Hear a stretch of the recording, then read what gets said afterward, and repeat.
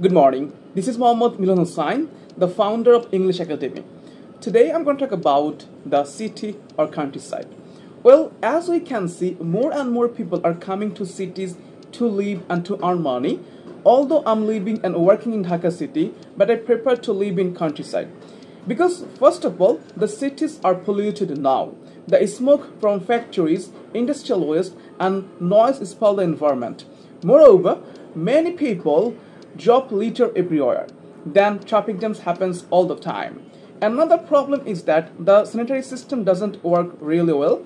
As a consequence, roads are flooded when it rains heavily. And another problem is that which is people lose their touch with nature. Last but not least, relationships are not good and social life is not good. They face problem due to crimes, social evils or unemployment. On the contrary, in the countryside, life is so peaceful, people are too.